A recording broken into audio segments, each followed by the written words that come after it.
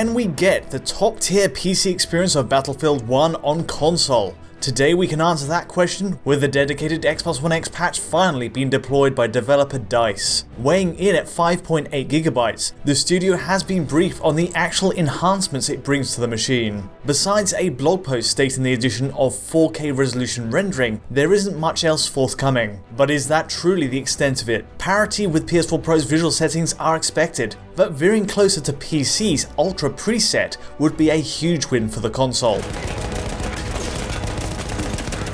Let's consider the game at hand and what it means for Xbox One X. Battlefield 1 is the flagship Frostbite engine title to demonstrate the technology's strengths, showing off some of the best-in-class effects, terrain and destruction physics in the business. Certainly Frostbite's use in Star Wars Battlefront or FIFA 18 show it's a versatile toolset. Every respective studio squeezes unique results from the same base technology, but it's DICE's efforts, above all, that do best to punctuate the engine's feature list as it improves year on year. Technically, this is what Battlefield 1 represents for this generation, with a breathtaking sepia-toned take on World War I's large-scale warfare. The catch? Well, as accomplished as the console versions are, PCs always remained one step ahead in the visual stakes. Until now, PS4 Pro served as the best example on that front. An enhanced patch landed in late 2016 to let the game support a higher dynamic resolution, plus a tighter hold at 60 frames per second than the base PS4. GPU accelerated particles were bumped up in quality, and terrain was improved next to the regular machine as well. Sadly, it missed out on key features. The 4K support in practice still hit resolutions below 4K, with one early number coming in at 2944 by 1656 in regular play, prompting an upscale. It was a decent upgrade over the dynamic 900 to 1080p on base PS4, certainly, but still short of the pure Ultra HD presentation on PC, and with DICE confirming that checkerboard rendering is also used on Pro. That was it for the upgrade though. Shadows, depth of field and motion blur all remained the same as on base PS4. It begged the question, why not offer a separate 1080p mode at higher settings, even broaching PC's ultra grade presets? Perhaps the most noticeable omission of all was screen space reflections. Jumping from PS4 Pro footage to PC, the difference in reflection detail is massive. Rather than a basic cube map reflection, PC players enjoyed a proper real-time mirror image of the scene, factoring in all particle effects and alpha. Enter Xbox One X today then, and the news is mixed. The enhanced patch on X brings a lot to the table, no doubt. The resolution is boosted, realizing those beautiful war-torn backdrops at a higher pixel count than ever on console. But feature-wise, it still falls short of PC Ultra. First, let's look at the resolution. We've got a dynamic 4K on X, which actually sticks to the upper end of that scale. It peaks at 3840 by 2160, and taking a tank through the campaign's first mission only drags that pixel count down to 90% on each axis. That number comes in at 3456 by 1944 for the opening mission, but still that's amazing given the majority of gameplay here is GPU intensive and effects heavy. I've only caught a single case below this at 3360 by 1890 during a 64-person multiplayer match. As a one-off result, it's really an outlier, but otherwise expect between 90 to 100% of a full 4K most of the way. No matter how you slice it, Xbox One X's playback looks visibly sharper, clearer than the PS4 Pro's image. Take this opening shot on Pro as an example. The material on the gun produces a visible noise artifact, a moire pattern resulting from an upscale. But moving to Xbox One X, all that fine detail resolves perfectly to a 4K set, with minimal scaling. It applies to the outlines of trees too, and fine cable work dangling from high up looks clearer. In every case, X passes far more convincingly on an Ultra HD display. Let's put that dynamic res scaling into perspective next, with matching rendering loads on each machine. In this opening cutscene, Xbox One X renders at a native 4K, while on PS4 Pro we're hitting around 2816 by 1584. Moving to actual gameplay pushes the engine harder. You get 3456 by 1944 on X this time, next to the 2560 by 1440 on Pro. That's a 82% increase for Xbox One. Not trivial given the relative increase in GPU power next to Sony's hardware. As a practical example of where the two stand, this is the region we're working with, and it makes for a visible difference. Arguably the most complex scene I've found is that first tank drive in the steel on steel mission. It's again 3456 by 1944 on X here, next to 2304 by 1296 on Pro. But what about the checkerboarding technique to reach these numbers, and is it present on X? Well, DICE is on record at GDC 2017 saying PS4 Pro at least runs with checkerboard rendering. It follows that Xbox One X would use the same method, especially given the huge increase in target numbers in matching tests. Each version also shows visible artifacts, a stippling effect on edges that flares up in intensity with each machine. Curiously, this may not be anything to do with checkerboarding or even temporal anti-aliasing used on console, but another post-process effect like motion blur. Check this out, even the PC version with anti-aliasing disabled entirely has exactly the same artifacts in this image. When it comes to the console use of the technique, this stippling effect isn't necessarily a fair indicator of what's happening then. DICE's word at GDC is the main evidence we have that's what PS4 Pro's using, but there's no official line on Xbox One X so far. Regardless of what's happening, checkerboarding or not, it's clear X is always rendering at a higher resolution than PS4 Pro. The image speaks for itself, it's often a significant difference, and the payoff is clear in the final frame.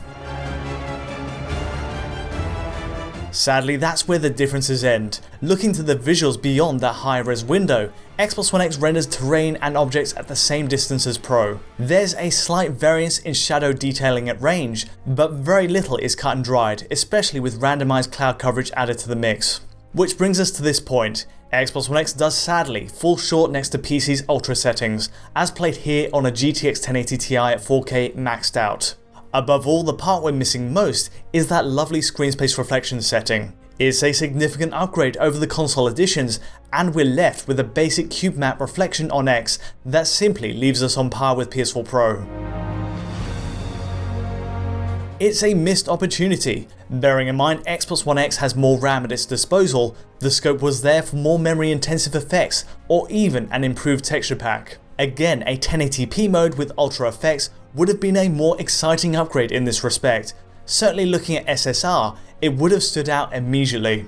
Equally, PC gets away with high quality shadows, superior tessellation, texture filtering and draw distances all round. At a higher resolution, Xbox One X has a sharper window that matches PC's 4K output surprisingly well, even if it is the case it's using checkerboarding. But you have to wonder how big the impact to performance would have been to add some of these other features. Instead, this does play out more like other Frostbite titles, like Battlefront or Mass Effect Andromeda. For X and Pro owners, it's a one-size-fits-all approach that leaves users without any options. It's a solid enhancement no doubt, and the impression of a 4K image, even with the dynamic res scaling in play, gives a much sharper image than PS4 Pro. This is an older game too in its defense, and so expectedly, DICE's attentions are on the upcoming Battlefield V, where hopefully we'll be getting more in-depth options. A final word on performance. One success of PS4 Pro support was improved frame rate with less stuttering, and that's the way it goes for Xbox One X. Taking a few samples from the campaign is a good place to start, though online multiplayer flags more interesting results as I'll show in a second. Direct campaign footage from X gives us a clear 60 FPS line in most missions, only buckling to the mid-50s at occasional points. This is priority number one for the Battlefield series, and above all else, I'm glad this is the area in which the enhanced machines are excelling. But as I've said, there is a wrinkle with online play. Multiplayer is a key part of the Battlefield 1 experience, and going into this analysis, we had a bunch of complaints about excessive stuttering introduced into the game with the new update. The main one being that it affected the gameplay whether you're running on Xbox One X or the standard S model. So let's dig in.